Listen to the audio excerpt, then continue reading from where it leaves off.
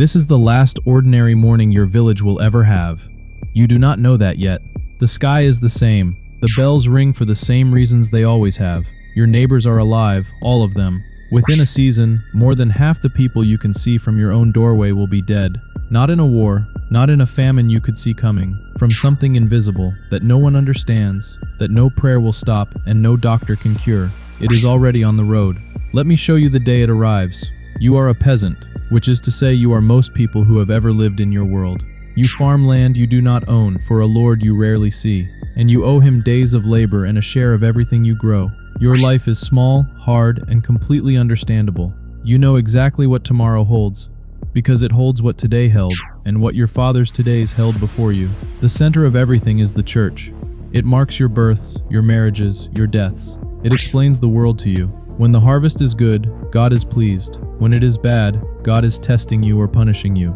Every event, large and small, has a reason, and the reason is always the same source. This matters because when the thing that is coming arrives, your entire world has only one framework to make sense of it, and that framework is about to break.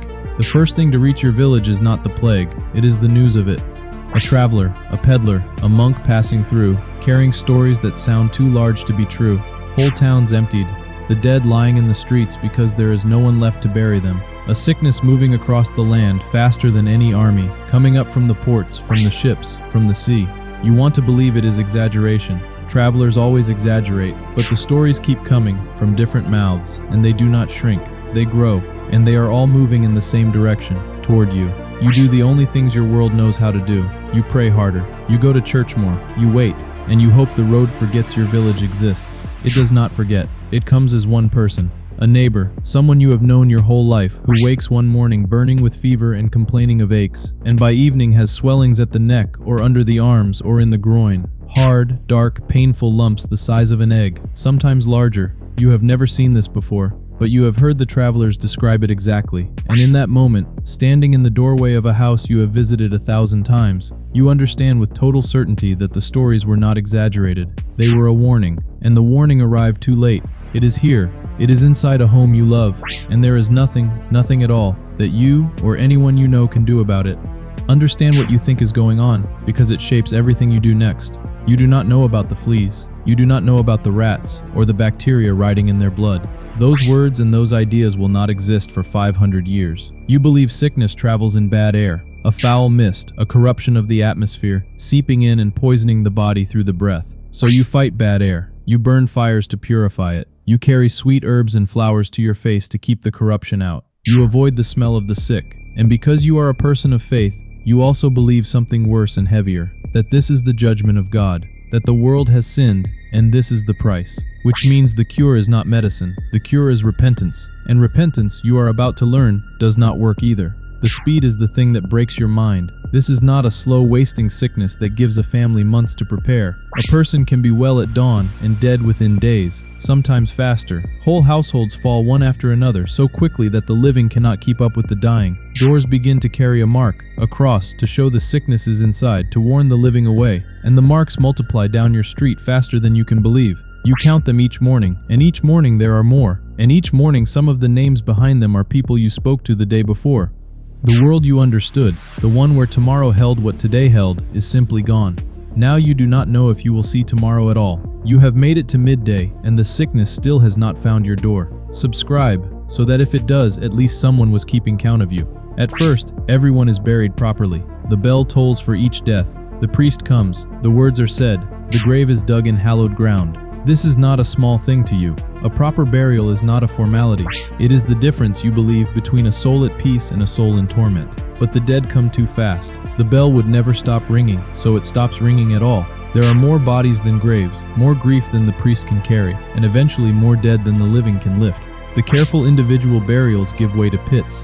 Rows of the dead, laid down together, hurried, because the living must protect themselves, and there is no time left for the dignity everyone deserves. For a person raised to fear an improper burial above almost anything, this is its own kind of horror, stacked on top of the first. Some people leave, the ones with somewhere to go and the means to go there. Priests who should stay and do not. Officials who vanish. Even some doctors flee, because they have watched their treatments fail and their colleagues die, and running is the only prescription that seems to work. But you have nowhere to run to. You have no horse and no distant relatives and no reason to believe the next village is any safer, because the road that brought this here runs in every direction. So you stay and you watch, and you do the arithmetic that everyone left alive is doing in silence. Who is still standing? Who was standing yesterday? And whether the aches you felt this morning were the work you did or the beginning of the end. When a catastrophe has no explanation people can accept, they invent one, and then they punish it. In your century, that turns dark, and it turns fast. In many places, terrified communities decide the plague must be a poisoning, a plot, and they turn on outsiders, on the vulnerable, on whoever is different or blamed. Innocent people are accused, driven out, and worse, murdered by neighbors desperate to feel they are doing something, anything, to fight back. Others turn the punishment inward. Bands of the faithful march from town to town, whipping themselves bloody, convinced that if they suffer enough, God will relent and lift the judgment. They pass through, a procession of pain, and they leave, and the plague does not care. It takes the penitent and the sinner, the fleeing and the faithful, exactly alike. That is the cruelest lesson of all, and your world is not built to accept it. And then, as it comes to almost every house on the street, it comes to yours. Someone you love wakes with the fever and the ache. You know the marks to look for now. You have seen them on the neighbors. You look, and you find them, and the finding takes something out of you that will not come back. There is no doctor who can help, and you have stopped believing there was ever going to be one. So you do the only thing left. You stay. When almost everyone else fled the sick to save themselves, you sit in the bad air you have been taught to fear, and you hold the hand, and you keep the candle lit, and you say the words. Because leaving is unthinkable, and staying is all the power you have left. It is not much, it is everything. If you live, and by the raw arithmetic you have perhaps a coin's flip chance, you come out the other side into a world that looks the same and is completely changed. The fields are still there, the houses are still there, but the people are not. Whole families gone, whole streets quiet. The person who lived a life exactly like yours, one door down, simply erased, along with everyone who remembered them. You will grieve for years, and in some ways you will grieve for the rest of your life, quietly, in the pause before you knock on a door that no one answers anymore. And you will carry a knowledge that your parents never had to carry, that the whole ordinary world, the one that felt permanent, can be taken away in a single season by something you cannot see, cannot fight, and cannot understand. What came to your village came to thousands of villages, across an entire continent, in the space of a few years. When it had passed, something close to 1 in every 2 or 3 people in Europe was dead. Not in one country, everywhere. A loss on a scale that has no equal in the history of your world, before or since. And here is the strange, hard thing the survivors will learn slowly. When so many are gone, the ones who remain are suddenly worth more. There are not enough hands to work the land, so labor can finally demand a price. The rigid old order that held people like you in place for centuries begins quietly to crack. Out of the worst catastrophe your civilization has ever known, the ground shifts under the powerful, and the powerless gain something they never had.